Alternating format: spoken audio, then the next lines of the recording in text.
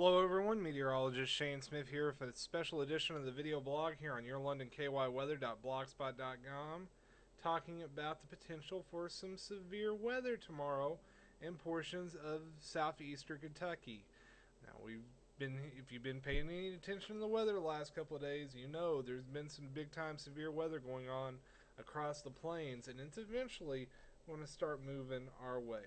So let's go ahead and take a look at Google Earth, see what all we've got going on out there. Severe thunderstorm warnings, tornado watches all going on down across portions of Arkansas, Louisiana, back into Mississippi, including extreme western Tennessee towards the Memphis area. Also another tornado watch box back up over Nebraska. So we zoom out a little bit, you can see this is just a really big storm system. That low pressure center over Colorado has been causing a lot of problems. It brought some significant severe weather to portions of the Great Plains yesterday. I'm going to go ahead and clear off the map real quick, and then we'll take a look at yesterday's storm reports. And you're going to see there was quite a bit out there. Actually, a few tornado reports, especially down towards near Amarillo, Texas. Also back up into portions of western Kansas and eastern Colorado, and a lot of hail reports too. So this was a pretty dynamic system.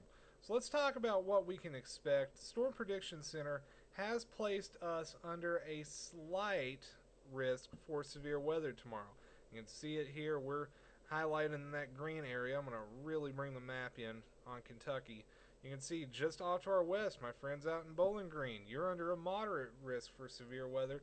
That extends back towards Paducah. I don't think Owensboro, or if Owensboro's in it, it's just barely in it. Evansville is just to the south. So anyway, basically we're going to be seeing some severe weather possible tomorrow. Now the worst of it should be confined to our west, but we could see enough that it could cause a few problems. So let's go ahead and talk about the setup for tomorrow and why I think we could see a bit of severe weather, but not as bad as our friends to the south and to the west. We're going to go ahead and close out Google Earth here, and we are going to forward our slideshow. There we go. This is the North American Mesoscale model, better known as the NAM, showing jet stream level winds tomorrow. Now, for those of you that don't know what the jet stream is, it's just a river of air in the upper atmosphere that pretty much guides most of our weather. We're going to clear that out. Now, when we're looking at a map like this, the big things we want to look for are dips in the jet stream. Those are troughs. That's usually what causes a lot of changes in our weather. That allows cold air to come rushing in from the north, and when cold air clashes with warm air that's already in place, that's when you usually get storms. The other thing we want to look at with this map here is this little area right in there. That's called a jet streak. That's an area of very intense wind in the jet stream. The jet stream's up around 30,000 feet this time of year, and winds at 30,000 feet in that dark blue that I just covered can be upwards of 130 knots, at least according to this map. Now that's pretty strong wind. Now when we look at a jet streak, we like to break it down in this little pattern I've done right here. Now you notice these two areas I've just marked with an X and circled. Those are the two quadrants of a jet streak, or the two areas we tend to look at as meteorologists to see where severe weather is more likely. And as you noticed, Kentucky's not in one of those areas. Those two areas with the X's, that's where you'd be more likely to see it. Doesn't mean it can't happen, but it's more favorable in those areas. So at least going at 12Z tomorrow, which, break that down, that's 8 a.m. Not looking at much for potential, at least as far as jet streak wise, for severe weather. But that changes a little bit as we move this forward into the future, and that jet streak dips down to the south a little bit. It puts us in a weaker area, but it's enough to where you notice that, hey, this could be an area of a little bit of concern, but not really, at least as far as high level jet streaks go. We'll talk about another kind here in a minute. Now this map, vorticity. Basically, it's energy in the atmosphere and spin in the atmosphere. Anytime you have one of those little black X's on you, you got some energy. And as we see here at 2 a.m. tomorrow morning, we got one of those X's right on top of southeastern Kentucky. That would show me that we at least have a chance for showers overnight. We lose that energy going into the day tomorrow. But then as we go back into tomorrow evening, let's say, late afternoon, about 2 to 4 o'clock, another one of those little X's, those vorticity maxima. You sometimes hear the term vortmax in national weather discussions, or National Weather Service discussions, I should say. Well, that's what they're talking about, little pieces of energy. And when you get one on top of you, you're more likely to see showers or storms. Let's go ahead and go to the map you're more familiar with. Regular precipitation. A little precipitation in here overnight, Saturday. Move forward, catch a drying spill during the morning, early afternoon, showers start to increase, and boom, heavy precipitation over us by overnight. That'll be 8 o'clock Saturday evening. That's when I think we've got the best chance to see severe weather, is late afternoon, early evening tomorrow. Go ahead and look at simulated radar. Same thing. 8 a.m., not a lot going on.